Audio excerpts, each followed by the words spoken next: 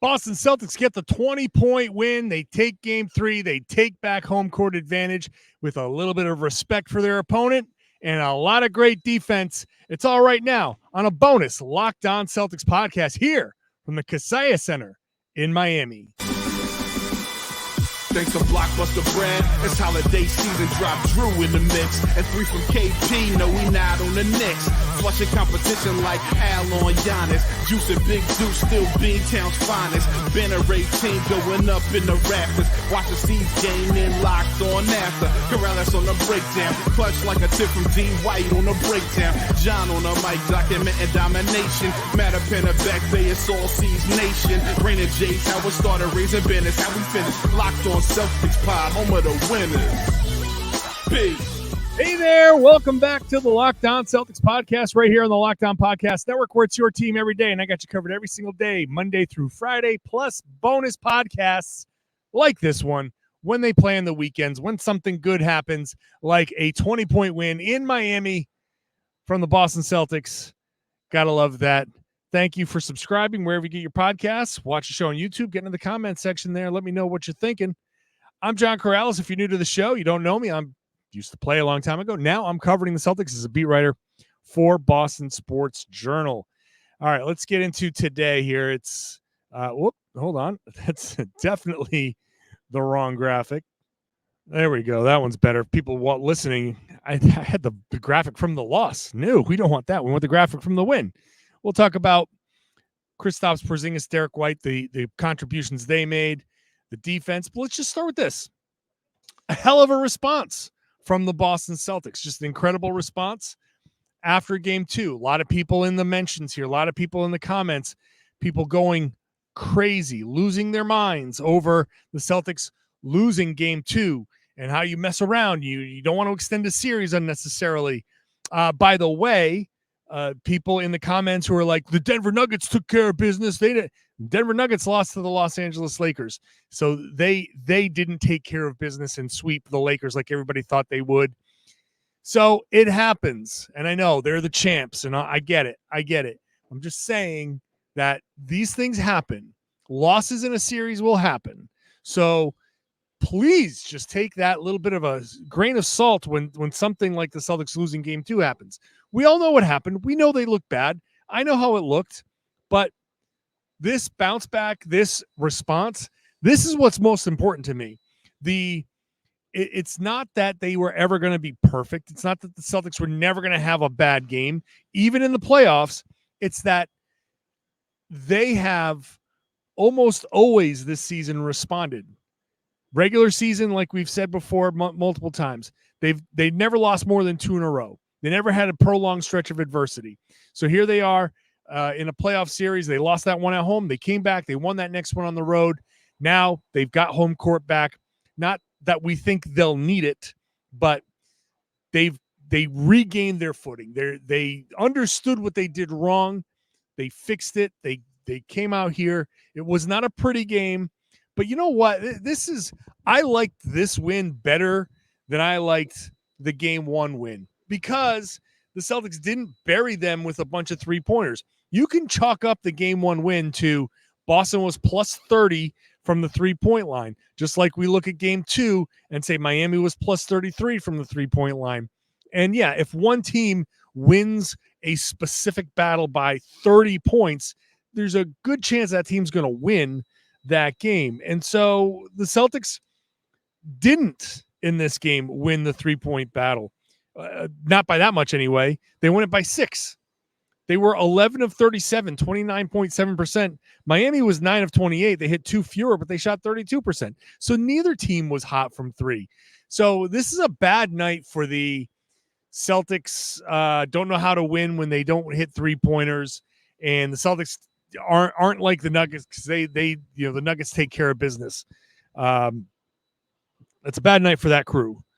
Celtics win this game. So plus 6. How do you get to a 20-point win? Plus 6 from the 3-point line, plus 4 from the free throw line, and they didn't even shoot free throws well. Jayson Tatum missed 4 free throws. He was 8 of 12. 15 of 21 from the line. So they won that by 4. There's your 10-point lead. And then they hit 6 more 2-pointers. So no, 5 more 2-pointers. That's the math there. 5 more 2-pointers. And that's your 10 points there. So 5 more shots from 2, a couple of extra 3-pointers, a few extra free throws. Boom, you get yourself a 20-point win. I love the fact that they were able to piece this game together without needing a bunch of 3-pointers. Getting into the mid-range for a stretch there, Jaylen Brown was hitting all the mid-range shots. I thought Jaylen had a really good game. Bounced back from a bad defensive game. He played well on both ends of the floor. 22 points, 8 rebounds, 3 assists, 2 steals, a block, and just 1 turnover. That's a beautiful game. And then Jayson Tatum, 22 points, 11 rebounds, 6 assists, 1 block shot, no turnovers. So 1 turnover combined from Tatum and Brown. I'll take that. Jaylen, my favorite bucket that Jaylen hit, and I highlighted it on Boston Sports Journal, early third quarter. In fact, it's at this bucket behind me right here, where Jaylen gets the ball coming up the left sideline, the opposite side for me if you're watching on YouTube, gets it against Tyler Hero, and doesn't really wait. Takes a couple dribbles, boom, then he's gone. Backs Tyler Hero down, doesn't let the help defense get set, spins between Hero and Jaime Jaquez, because Jaquez wasn't quite set. He didn't, they're all still on the move. You attack quickly, you play quickly. Now all of a sudden, it's instead of a turnover, they get the help in there, they force you to give it up. By attacking quickly, boom, spin move, bucket, layup. That's the Celtics' response was, what did we do poorly? It wasn't even adjustments. This wasn't a big adjustment. Joe Mazzulla said after the game, we played harder. We played tougher. That's what the adjustment was. They played better defense. They played better offensively, even though they didn't generate a ton of 3-pointers or make a ton of 3-pointers. They hit timely ones.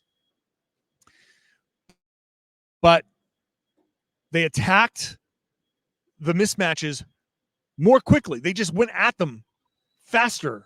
They played harder. The defense was very obviously better in this game, because up at the point of attack, and we saw it in stretches for game 2, but we didn't see it enough. And we saw it a lot here. They were up at the point of attack. They were closing out. And in fact, let me read you the quote from Jaylen Brown, where this was very telling. Jaylen said, we asked him what was different about the defense, like what'd you do? And he said, no dare shots, respecting those guys' capability. They are NBA players and they can make shots on any given night. So treating them accordingly, closing out, and just making them uncomfortable. The no dare shots right there, those 3 words tell you everything you need to know about what the defense was in game 2. The dare shots, they were like, yeah, I dare you to make that. And Miami is like, sure, I'll make that shot. Because if you dare guys like that, I keep making the comparison to Marcus Smart, because it's the name that we all know in Boston. You give a guy like Caleb Martin, just like if you gave a guy like Marcus Smart open shots, yeah, maybe sometimes he'd miss, right? It would be, wide open. We've seen the shots before, and you miss a couple. But if you hit a couple, then you're hitting all night long. And you have the potential to do what Marcus Smart did, which is set a record. Ooh, boy, they got that blower going behind me. So, sorry for the background noise. But if you close out on these guys and make them take tougher shots, they never get that comfort level. They never get going. And not only that, you force them to dribble, you force them to step into the 2-point area, and then the math falls out of their favor. And I dropped my box score, 28 3-point shots they took what 43 out of in the last game. So and here's both teams took almost the same amount of shots as they did in game 2, right? It's just the distribution was different. Miami took 77 shots. I think they took 79 shots in game 2, and they took what 15, 14 fewer 3-pointers. The math wasn't there because the defense, you force them into a different style of play. You force them into the style of play that they are known for, that they are known to play, right? That they are used to playing. When I've talked about like the muscle memory and forcing them into a familiar style of play, when you bother them, when you challenge them, they get into their old habits, right? It's very easy to say, oh, somebody's coming at me, I got to do this, boom. Instead of maybe taking, I'm sure they could have taken some of those semi-contested shots, and the Miami adjustment might simply be, guys, we told you, take these shots. Do not pass these shots up because you only put up 28 shots. And even if the shot distribution was different, then maybe the game goes differently, and they erase. If they were to put up, let's say 40 shots and hit 32% of them, well, now you're at 12, 13 or so. If you change the math there and it's a 9 or 12 point differential, this 20-point game is an 8-point game. Well, now you're changing the shots that Boston's taking. You're changing the style of play. You don't know how the Celtics are going to react. So they might just be saying, guys, we need you to take these 3-pointers. And I haven't rewatched the game yet, but I'll go back and look and see all those 3-pointers, or potential 3-pointers that they could have taken. How many of those that Miami passed up could have been shots and will be shots in game 4? It's going to be a back and forth, right? Game 4 is going to be a little different from game 3. I would expect a bigger night from Tyler Hero, who struggled 5 of 16, 3 of 9 from 3, 15 points. I wouldn't be surprised if Tyler Hero has a 40-point game in game 4. You can't let that happen. But we'll worry about game 4 in tomorrow's podcast. Today, it's about that defense that just the only way I can sum this up is Boston is the better team, and when they play like it, this is what happens, right? Miami needs to bait Boston into playing a different style of play. They did it in game 2. They couldn't do it in game 3. Kristaps Porzingis said after the game that he's aware of what they were trying to do, and he didn't play into it. And, the way that just he specifically caught the ball, where he caught the ball, how he caught the ball, what he did after he caught the ball, all of that stuff. He didn't give in to what Miami was trying to make him do. He was playing with a different speed, a different purpose, a different force. So, and defensively, that's what the Celtics were doing. So, a nice bounce back, a nice response. This is exactly what this team should be doing to the Miami Heat. They are the better team. I think they were the better team regardless of the injuries, but with the injuries, and there was no DeLon Wright, which normally you would say that doesn't really matter, but it matters to the Miami Heat because they can't do anything. They need everybody. So with the injuries and the absences, this is what the Celtics should be doing. 104-84, 20-point win, cruising. At one point, it was a 29-point game. A little teeny bit of beginning of the fourth quarter, just trying to play out the string, just a teeny little bit of it. The Celtics nipped that in the bud. Joe Mazzulla calls a timeout, kind of gets everything back under control, which was good. So that's the story of this game. The Celtics, the better team, played better basketball. The Celtics figured out what they needed to do, and it's not a matter of adjustments. It's just doing what they do better, defending how they defend better. That was it. No big crazy schemes, no crazy matchups. It was just defend, get up there, blow up the point of attack, get up there on the pick and roll, make it difficult for Hero, make it difficult for whomever was handling the ball. Get them to not take the 3-pointers, get them inside the 3-point line, and then use the misses to go and get your shots in transition, score easier buckets against a cross match. And that's what they did. The second quarter was huge. I'll talk about the second quarter. And I'll talk about Kristaps Porzingis more specifically, and Derrick White. I'll get to Derrick White because Derrick White's game, that second quarter was all about Derrick White. I'll talk about that here in just a second. Today's show is brought to you by Nissan. Whatever you like to do as a driver, whatever adventure could be around the corner, our friends at Nissan have a lineup of SUVs, the capabilities to take your adventure to the next level, like the 2024 Nissan Rogue. It's perfect for city drives and great escapes. Class exclusive built-in Google is your always updating assistant to call on for almost anything. You don't have to connect your phone through wires or anything like you don't have to connect your phone at all. Google Assistant, Google Maps, Google Play Store, they're all built right into a 12.3-inch HD touchscreen infotainment system. The 2024 Rogue is the perfect midsize crossover for your next adventure. How about going to the other end? Nissan's incredible lineup also includes the 2024 Nissan Armada. It changes what you expect from a full-size SUV. Picture a rugged 4x4 that can seat up to 8 in first-class luxury and style. I can attest to the luxury and style portion of that. Thing is beautiful, and you can tow bigger and explore further. In the 2024 Armada, take the Nissan Rogue, the Nissan Pathfinder, or the Nissan Armada and go find your next big adventure. Shop NissanUSA.com. Today's show is also brought to you by DoorDash. Hey, it's Mother's Day. Mother's Day is around the corner.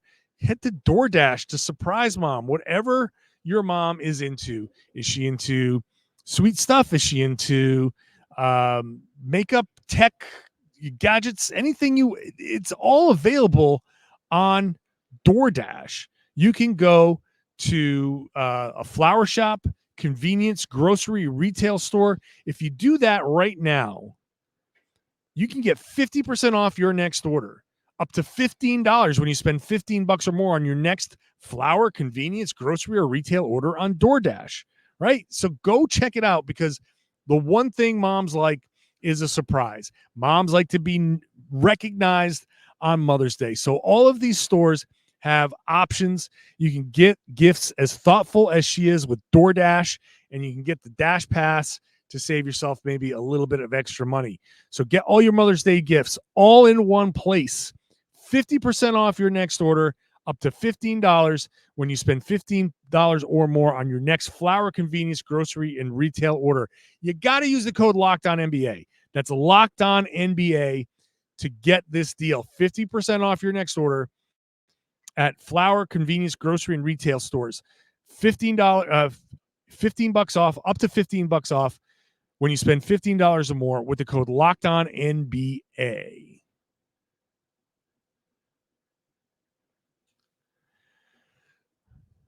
All right, let's get into this second quarter, because there was a second quarter stretch that I thought changed the game, right? And I tweeted it out at the time.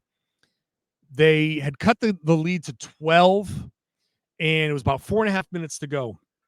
And I said, this stretch could decide the game, and I think it ultimately did, because Boston goes on an 18-8 run and pushes the lead to 22, and it never really got threatened beyond that. It never got down to an uncomfortable spot. If Miami had taken that 12-point lead and cut it down to single digits, 10, 5, something like that, that third quarter now, all of a sudden, the first few minutes of the third quarter becomes a game-changing scenario for each team. Miami would have had a chance to take that momentum into the half and maybe come out comfortable, and maybe we get an entirely different game. But Boston goes on that run. Derrick White scores all 12 of his second quarter points in that 4.5 minute stretch. He was awesome. 3-pointer. the putback off of the missed Jaylen Brown free throw. I wonder who has more PTSD, Boston Celtics fans when Caleb Martin shoots 5 of 6 from 3, or Miami Heat fans when Derrick White swoops in for a crazy putback. I don't know. I think it might be close. That play, and after the game, Kristaps, of course, big smile on his face when you talk about Derrick White. Every time you talk about Derrick White, he's like, oh, I love having that guy on my team. I love having him around. He loves Derrick White. And for good reason. Derrick White was so good in that second quarter. And the combination of Porzingis and White is a huge part of why this game changed, right? You get a little less scoring-wise from Tatum and Brown, 22 points apiece. But by getting 18 from Derrick, from Kristaps Porzingis, and 16 from Derrick White, that changes how the game is played. It changes how the defense is played, because you can say that's almost what you got from Tatum and Brown. Like if you got, I don't have the box score from game 2 handy, but I bet you if you totaled up all of their points from those 4 guys, about equal. But because the distribution is different, because you have to worry about, okay, Derrick White's getting these points, Kristaps Porzingis is getting these points, more defenders are involved. They're all over the floor. They have to be like, you have to account for these guys. When 2 guys are doing all of the scoring and you can shut out the other guys, then it really helps the defense focus in on those 2 guys who are doing the scoring and shutting everybody else out. That's a formula for success for Miami. So Derrick White, 16 points, only 4 points outside of that second quarter stretch, but that second quarter stretch was so huge that broke this game open. And I thought Porzingis, he was hot early. He had a stupid second foul, which he acknowledged, going over the back. This game could have been an even bigger lead early on because Porzingis was hot early. He came out and